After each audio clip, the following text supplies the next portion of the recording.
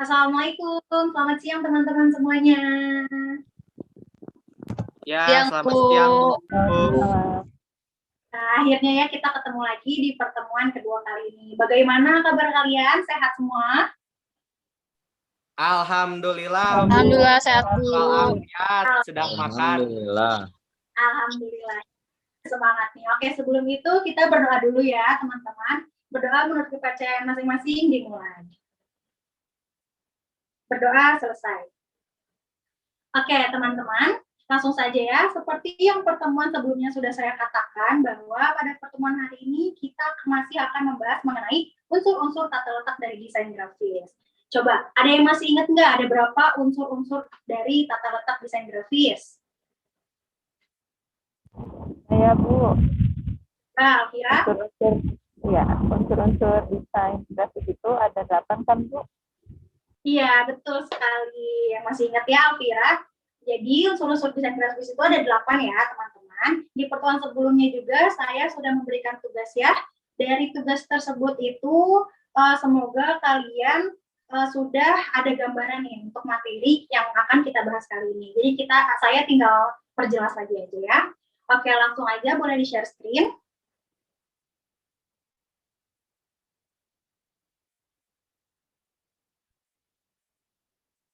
Oke, nah teman-teman, dalam sebuah karya desain ini yang bagus itu harus memenuhi beberapa kriteria dan komponen yang penting. Salah satu komponen yang penting ini dalam desain itu adalah unsur tata letak. Tata letak sendiri dalam desain terdiri dari beberapa bagian yang tidak boleh terpisahkan dan mengandung arti yang sangat dalam. The next. Nah, yang pertama itu ada garis. Garis ini merupakan elemen atau unsur pertama dan paling dasar dalam desain grafis yang berguna untuk membagi ruang dan mengarahkan pandangan ke lokasi tertentu. Nah, bentuk garis ini sangat banyak ya, boleh di next. Nah, ini ada gambar jenis-jenis garis. Ada garis mendatar, ada garis tegak, garis miring, garis lengkung, garis bersilangan, garis sejajar, garis zigzag atau garis patah, garis spiral, dan juga garis gelombang. Nah, nih di slide selanjutnya saya punya dua contoh gambar garis. Coba, dari kedua gambar tersebut, kalian perhatikan gambar itu termasuk ke dalam jenis garis apa? Ada yang bisa menjawab? Saya Bu. Oke, boleh Pak ya? Bu, untuk gambar yang pertama itu termasuk ke jenis garis lurus. Lalu untuk seperti mendatar dan miring, dan untuk gambar kedua itu termasuk ke jenis garis yang melengkung, Bu. Oke, bagus. Betul ya Pak ya jawabannya. Berarti sudah bisa membedakan bentuk atau jenis dari garis. Oke, langsung saja ke slide berikutnya.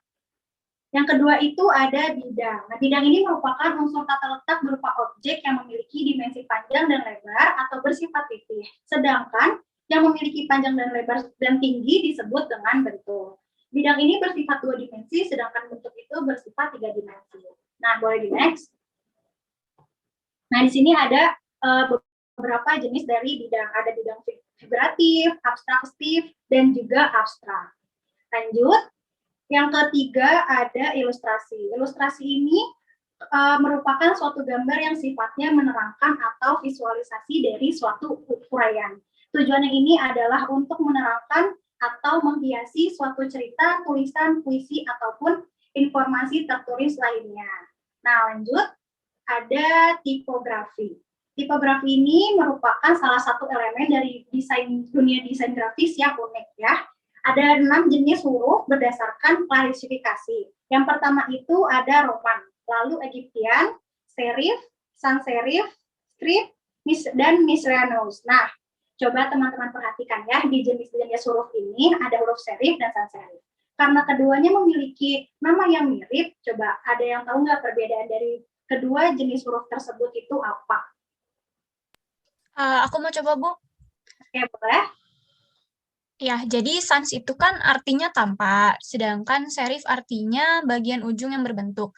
Jadi serif itu punya ujung yang berbentuk, sedangkan sans serif nggak punya. Gitu, Bu. Oke, keren nih. Bagus, berarti udah ngerti juga ya, teman-teman. Gitu juga perbedaan dari kedua jenis huruf tersebut. Next. ada warna ya. Pemilihan warna ini dalam desain grafis itu sangat penting ya untuk menghasilkan karya yang berkualitas. Karena kita harus mengetahui tentang apa yang kita ingin lakukan dan warna apa yang cocok untuk digunakan. Nah, ada 3 jenis warna ya, seperti yang ada pada PPT. Ada warna primer, sekunder, dan juga tersier. Lanjut. Yang keenam itu ada gelap terang. Gelap terang ini merupakan keadaan suatu bidang yang dibedakan dengan warna tua untuk gelap dan warna muda untuk terang, yang disebabkan oleh perbedaan intensitas warna atau karena pengaruh cahaya. Nah, mungkin sampai di sini dulu bisa dimengerti teman-teman? Bisa, Bu. Ya, Bu. Alhamdulillah. Bu. Oke, lanjut aja ya. Kita ke unsur yang berikutnya. Yang ketujuh itu ada tekstur. Tekstur ini merupakan tampilan permukaan atau corak dari suatu benda yang dapat dinilai dengan cara dilihat atau diraba. Contohnya ini ada suatu permukaan benda kayak permukaan karpet, baju, kulit kayu, ataupun lain sebagainya.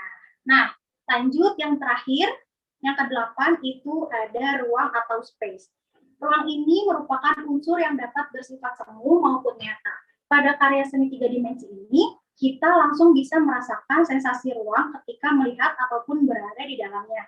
Adapun dalam karya 2 dimensi, kita hanya bisa berhayal kalau kita tuh ada di dalam ruangan itu.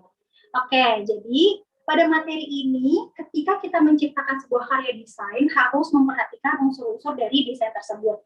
Minimal, kita harus sesuai dengan standar ketentuan yang sudah ditetapkan, karena salah satu komponen penting dalam desain ini adalah unsur tata letak. Nah, dari ke-8 unsur tata letak tersebut harus diperhatikan semua ya, karena mereka ini adalah hal yang tidak boleh terpisahkan dari desain. Oke, coba ya, karena kalian sudah memperhatikan, saya mau coba tanya dari unsur warna itu, tadi ada berapa jenis, dan coba jelaskan jenis-jenisnya. Ada yang mau coba?